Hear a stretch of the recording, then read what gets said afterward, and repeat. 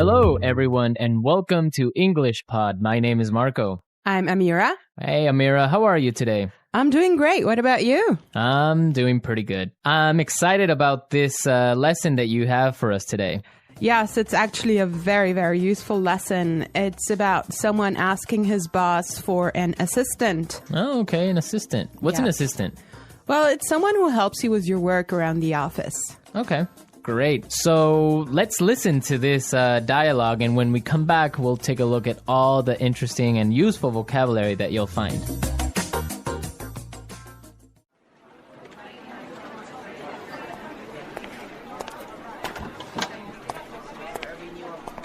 Like I told you before, we just don't have the resources to hire you an assistant.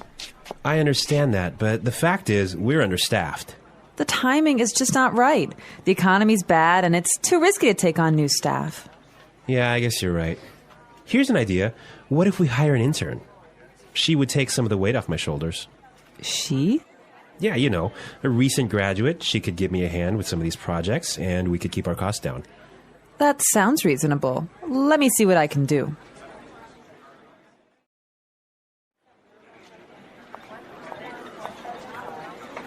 Tony, I'd like to introduce you to your new assistant. Okay, great. Let's meet her. Hi, I'm Adam.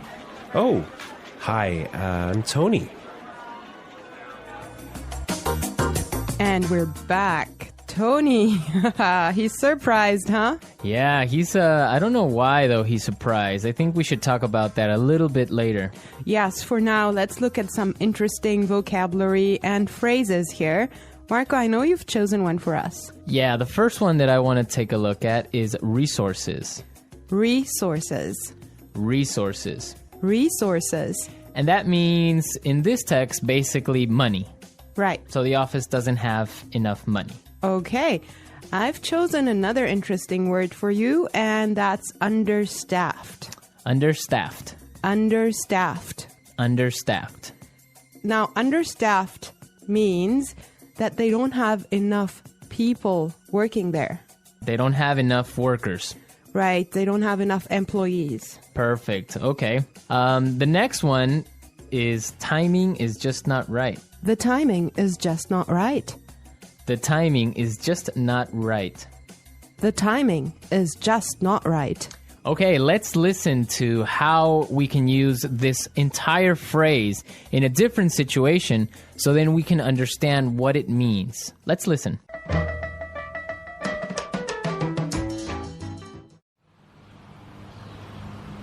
I was going to sell my house, but the timing is just not right. Honey, I think we should have a baby. The timing is just not right.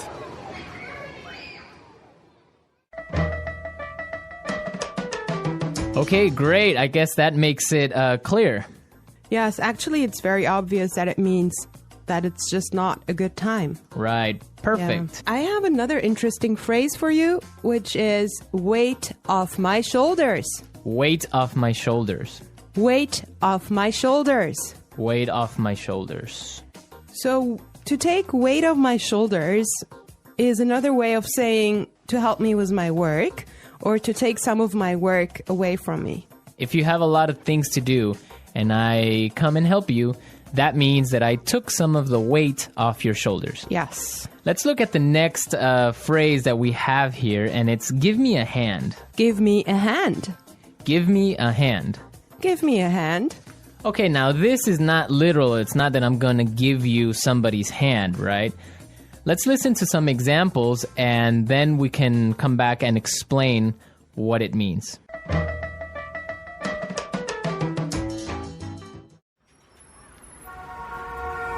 Can you give me a hand with these boxes?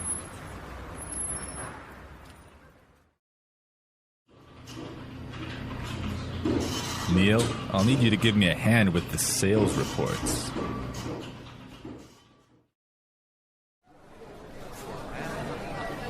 Here, let me give you a hand with your suitcase.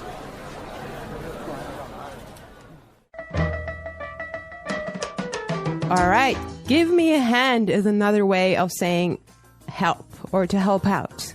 Exactly, to help out. Right. Perfect. Now, the last phrase we're going to look at here in this dialogue is keep our costs down. Keep our costs down. Keep our costs down. Keep our costs down. So to keep our costs down means to try and not spend so much money. Exactly. Many companies, for example, now control how much printing you do, Yes. right? To Yes. keep the cost down of paper. Yeah, so in other words, they do not want to have unnecessary spending. Perfect. Okay, I think it's time for us to listen to this dialogue one more time, but I want everyone to listen and see why Tony is surprised at the end when he meets his intern, when he meets his assistant.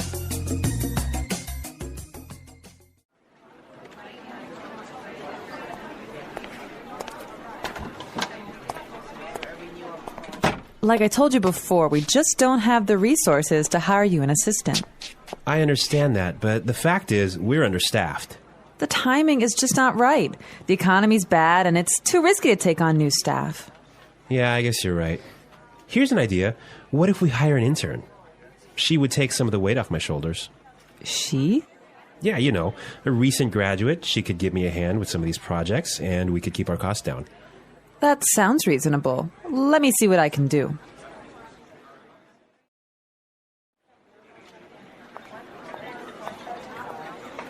Tony, I'd like to introduce you to your new assistant.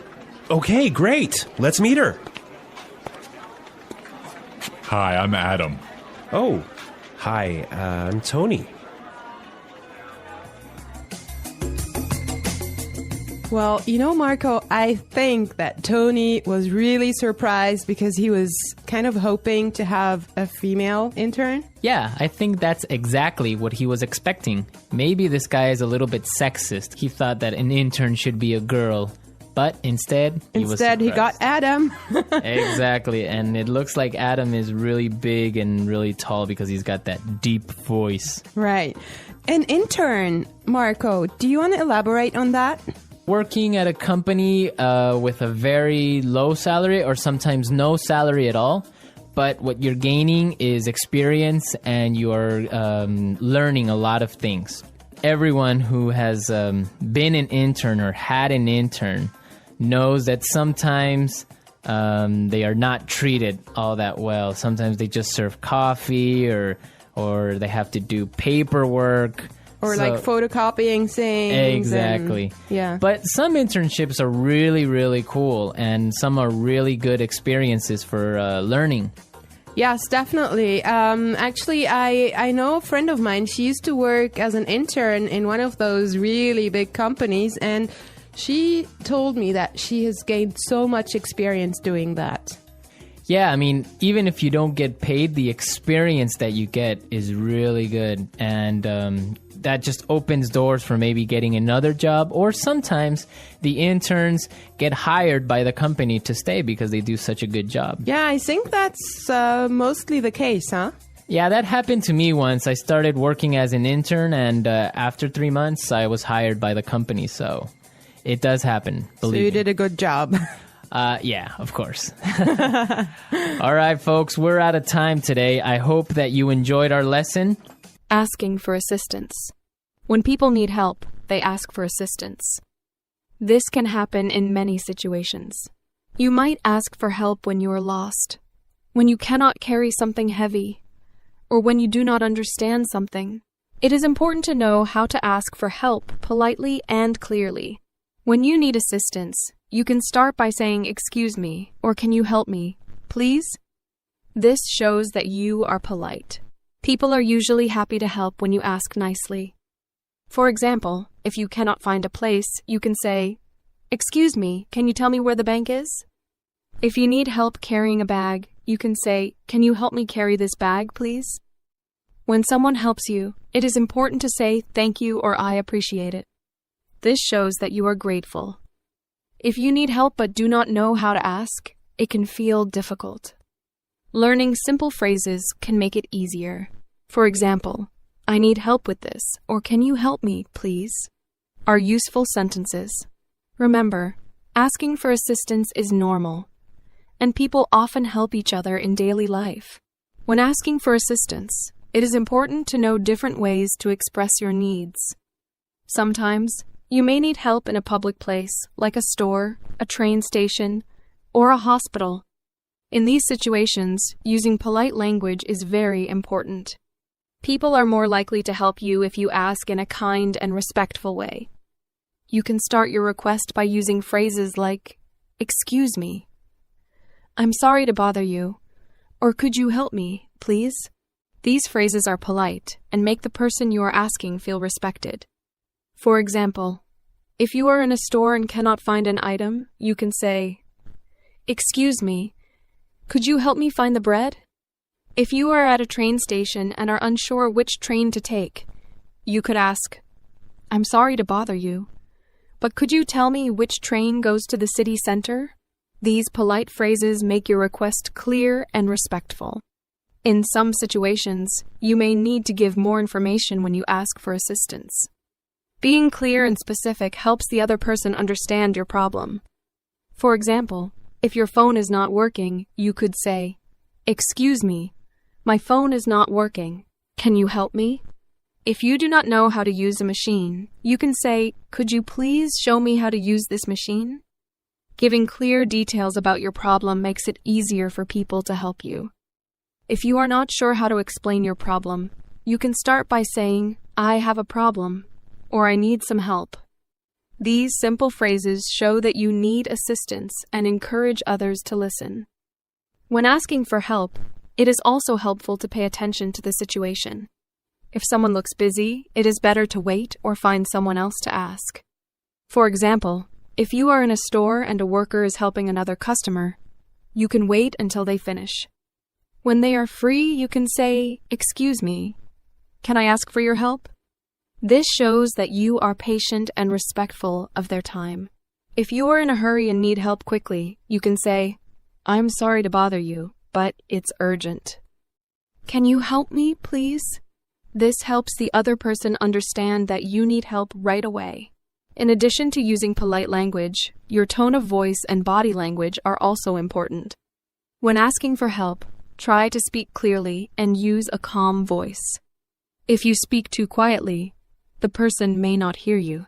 If you speak too quickly, they may not understand you. A clear and calm voice helps others understand what you need. Your body language also sends a message. If you smile and make eye contact, you show that you are friendly and polite. If you look angry or impatient, the other person may not want to help you. Being polite with both your words and actions makes it easier for others to respond positively to your request. Sometimes people may not be able to help you, and that is okay. If someone says, "I'm sorry, I can't help you," you can thank them anyway by saying, "Thank you for your time." It is also a good idea to try asking someone else. For example, if you ask a stranger for directions and they do not know, you can politely ask another person. Being patient and polite increases your chances of getting the help you need. If you are in a place with many workers, like a store or a hospital, it is usually easy to find someone else who can assist you. When you receive help, always remember to show gratitude. Saying thank you or "I really appreciate it" shows that you value the other person's kindness. If someone gives you detailed help, you can say, "Thank you so much for your help," or "I really appreciate your assistance." If the help was quick but useful, you can simply say, "Thanks a lot." Being thankful encourages people to continue helping others. It also leaves a good impression and shows that you are polite and respectful. Asking for assistance is a useful skill in daily life. Whether you need help finding a location, understanding instructions, or solving a problem, knowing how to ask politely and clearly makes communication easier. It also helps you build better relationships with people around you. By using polite phrases, giving clear details, being patient, and showing gratitude, you can ask for assistance in a respectful and effective way. When asking for assistance, it is important to understand that different situations may require different ways of requesting help. In everyday life, you might need help in various places, such as a supermarket, a bus stop, a school, or even on the street. Knowing how to ask for assistance in different situations makes you feel more confident and helps you communicate effectively. It is also important to recognize that the way you ask for help may change depending on who you are speaking to. For example, when asking a stranger for help, you may want to be more formal and polite. When asking a friend or family member, you can be more casual and relaxed. Understanding these differences will help you navigate different social situations more easily. When you ask for help from someone you do not know, it is best to use formal and polite language. Starting with phrases like, "Excuse me," "I'm sorry to bother you," or "Could you help me, please?" shows respect and makes the person more willing to assist you. For instance, if you are in a supermarket and cannot find a product, you could ask an employee, "Excuse me, could you please tell me where the milk is?" If you are lost in a new city, you might stop someone on the street and say, "I'm sorry to bother you, but could you help me find the train station?" These polite expressions make your request sound kind and respectful, which increases the chances that the other person will be happy to help. When you are asking for help from someone you know, you can use more casual and simple phrases. For example, if you are at home and need help moving a heavy box, you can say to a family member, "Hey, can you help me with this box?" If you are working on homework and have a question, you might ask a friend, "Can you explain this to me?" In these familiar situations, it is not always necessary to be very formal, but it is still important to be polite. Adding words like "please" and "thanks" makes your request friendlier and shows that you appreciate their help. For example, you could say, "Can you help me with this, please?" Or after receiving help, "Thanks a lot for your help." Sometimes, you may need to ask for help in situations where people are very busy, such as in a hospital, at a busy store, or in a crowded place. In these cases, it is especially important to be clear and direct while still being polite. If you are in a hospital and need help finding a doctor's office, you could say to a staff member, "Excuse me, I need to find Dr. Smith's office. Can you help me, please?" If you are at a busy restaurant and need assistance, you could say to a waiter, "I'm sorry to bother you, but could I get some water, please?" Being clear and polite helps the other person understand your needs quickly, even when they are busy. In some situations, you might need to ask for help in an emergency. When there is an emergency, it is important to speak clearly and quickly so that others understand the seriousness of the situation. For example, if someone is hurt, you can say, "Help. Someone is injured. Please call an ambulance." If you see a fire, you might say, "There's a fire. Please call the fire department." In emergencies, people understand that you must speak directly and urgently, so it is okay to be less formal. However, it is still helpful to speak clearly and loudly so that others understand and respond quickly. When you ask for assistance, it is also helpful to use gestures or body language to make your request clearer. For example, if you are asking for directions, you might point to a map or a street to show where you want to go. If you need help lifting something heavy, you could gesture toward the object to show what you need help with. Using gestures along with clear language can make your request easier to understand, especially if the other person does not speak your language well.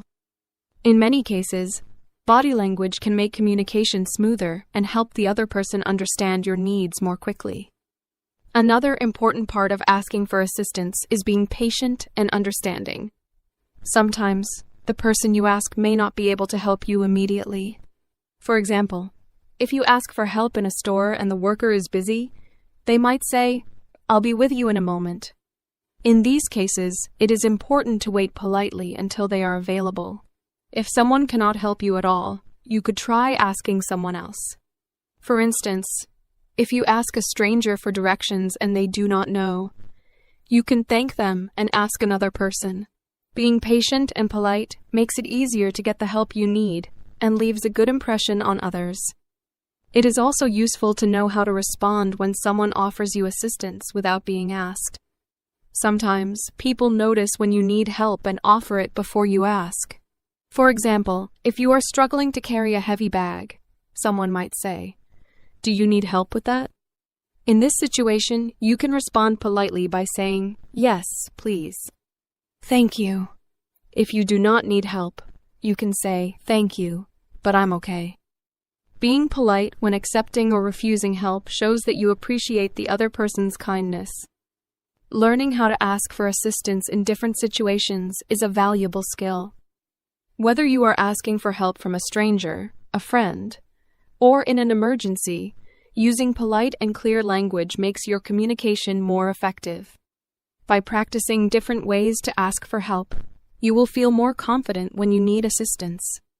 Remember to be polite, use clear language, and show gratitude when someone helps you. These small actions make a big difference in everyday communication and help you build positive relationships with the people around you. When learning to ask for assistance, it is also important to understand how cultural differences can affect the way people give and receive help. In some cultures, people are very open to offering assistance, even without being asked. For example, if you look confused or lost, someone might approach you and say, "Do you need help?" In other cultures, people may wait until you ask for help directly. Understanding these cultural differences can help you feel more comfortable when asking for assistance in different countries or with people from different backgrounds. If you are unsure how to ask, starting with polite and clear phrases like "excuse me" or "could you help me, please," is always a good choice, no matter where you are. Another important skill when asking for assistance is knowing how to ask follow-up questions. Sometimes, when someone gives you help, their answer may not be completely clear to you. In these situations, it is useful to ask additional questions to get more information. For example, if you ask for directions and someone says, "Go straight and turn left," but you are still unsure, you could ask, "How far should I go straight?" Or is it the first left or the second left? Being able to ask follow-up questions helps you get the help you need more effectively. You can also use phrases like, "Could you explain that again, please?" Or "I'm sorry, I didn't understand. Could you repeat that?" These phrases show that you are listening carefully and want to understand clearly. When asking for assistance, it is also helpful to recognize when to offer help in return. Communication is a two-way process, and just as you may need help sometimes, others may need your help as well. If someone helps you, there may be opportunities for you to assist them later. For example, if a coworker helps you understand a task, you could offer to help them with something else in the future by saying, "Thank you for your help. Let me know if you ever need anything." Offering help in return shows kindness and builds positive relationships with others. Even if you cannot directly repay someone, a sincere "thank you so much for your help" shows that you value their time and effort. It is also useful to know how to ask for assistance when you are using services such as public transportation, customer service, or healthcare. In these settings, you may need to ask for help with specific problems.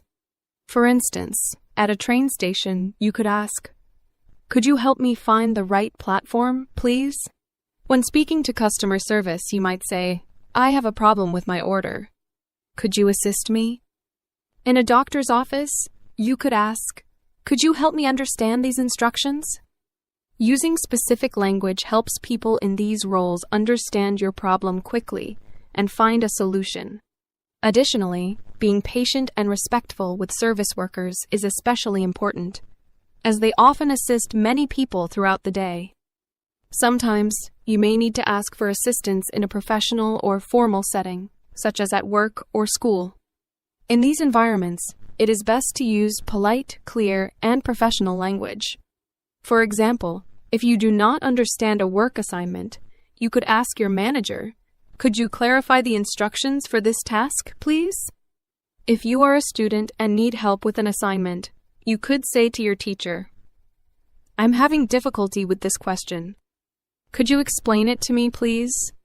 Using formal language shows that you are serious and respectful. It is also helpful to show that you have already tried to solve the problem yourself before asking for help. For instance, you might say, "I have tried to solve this, but I'm still confused. Could you help me understand it better?" When asking for assistance, it is also important to be aware of how to respond if the person you ask cannot help you. Sometimes, the person may not know the answer or may be too busy to assist you.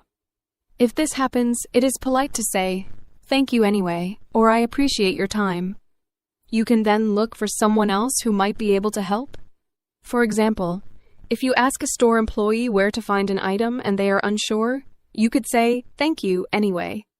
I'll try asking someone else."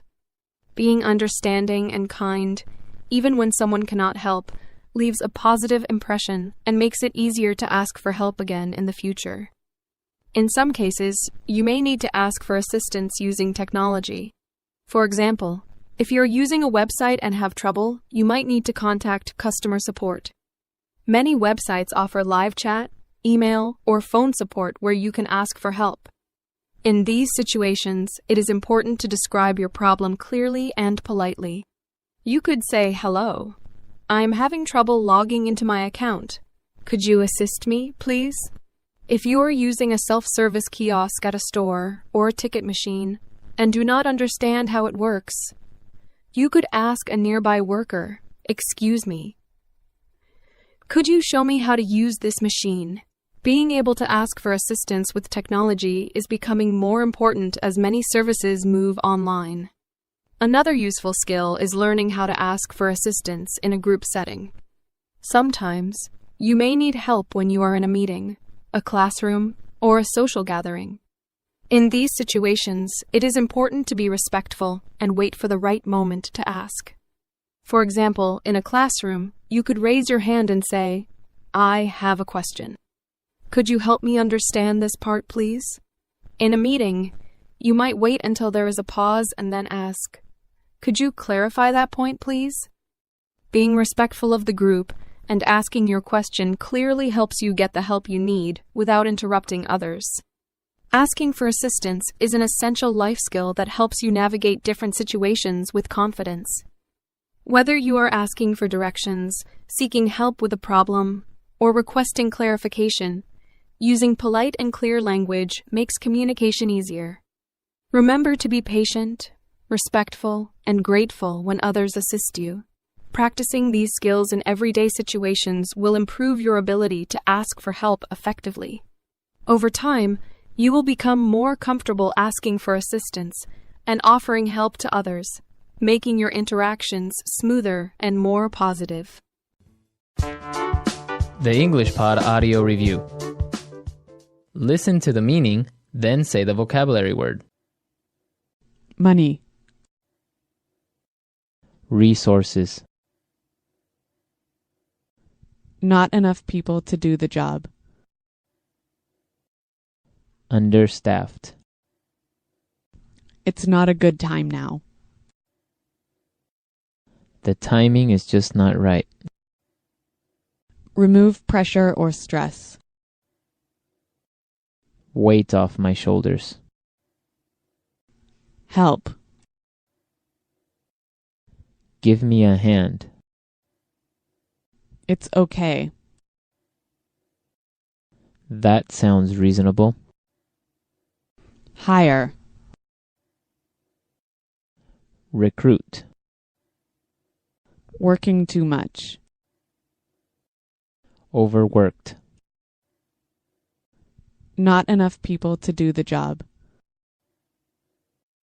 Short-staffed. Reduce spending. Cut costs. Having too many employees. Overstaffed. Let's try that faster. Working too much. Overworked. Remove pressure or stress. Weight off my shoulders. Having too many employees. Overstaffed. Reduce spending. Cut costs. Hire. Recruit. Money. Resources. It's okay. That sounds reasonable. Not enough people to do the job. Understaffed. Not enough people to do the job. Short-staffed. Help.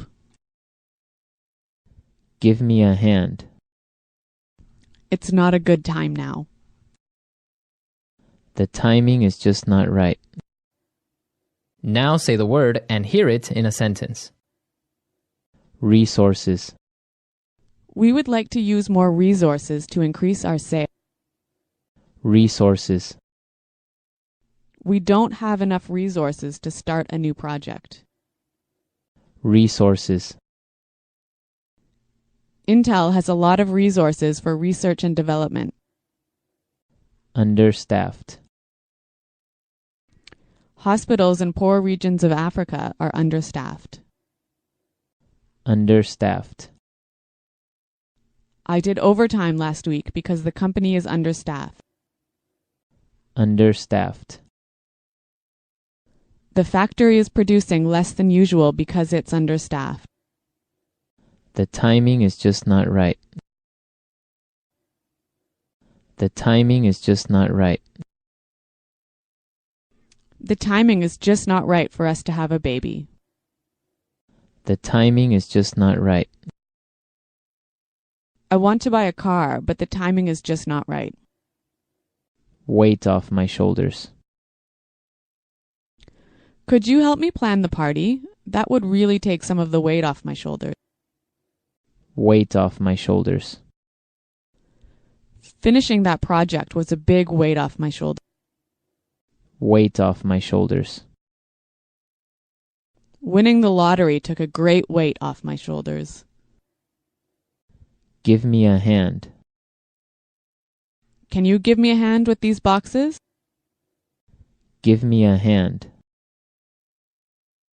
Neil, I'll need you to give me a hand with the sales report. Give me a hand. Here, let me give you a hand with your suitcase. Paying $30 for new shoes sounds reasonable.